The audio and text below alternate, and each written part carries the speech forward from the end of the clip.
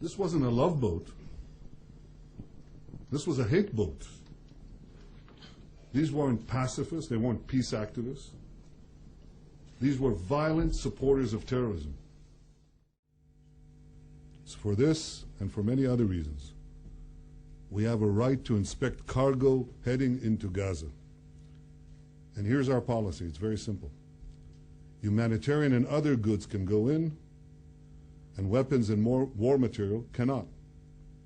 And we do let civilian goods get into Gaza.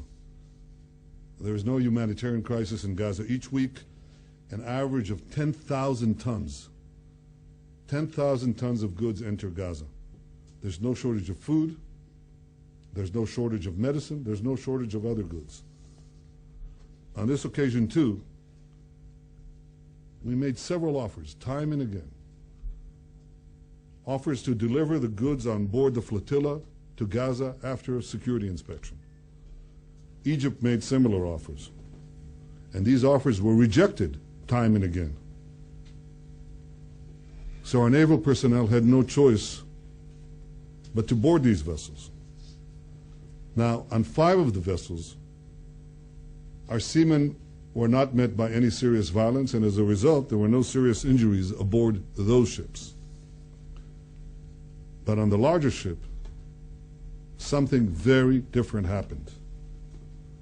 Our naval personnel, just as they landed on ship, you could see this in the videos, the first soldier, they were met with a vicious mob.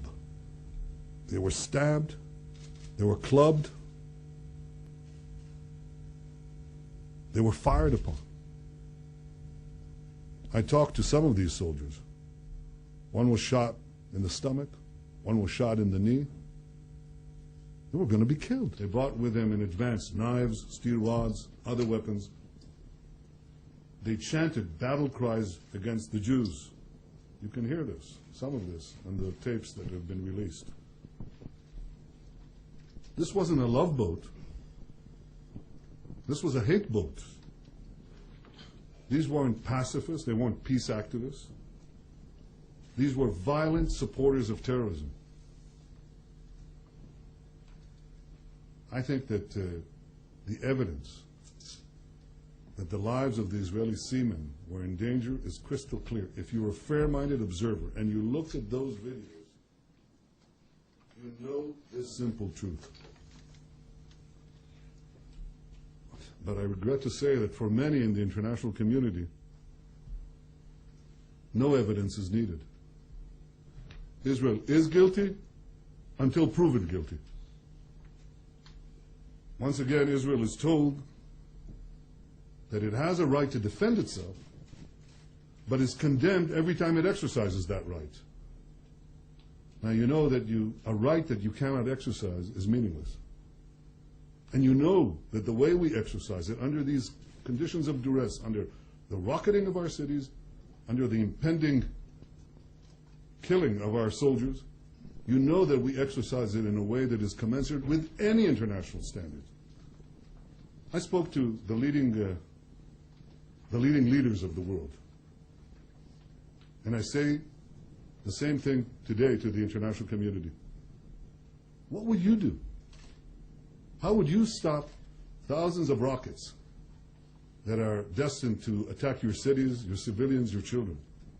How would your soldiers behave under similar circumstances? I think in your hearts, you all know the truth. Israel regrets the loss of life, but we will never apologize for defending ourselves. Israel has every right to prevent deadly weapons from entering into hostile territory. And Israeli soldiers have every right to defend their lives and their country. This may sound like an impossible plea, or an impossible request, or an impossible demand, but I make it anyway. Israel should not be held to a double standard.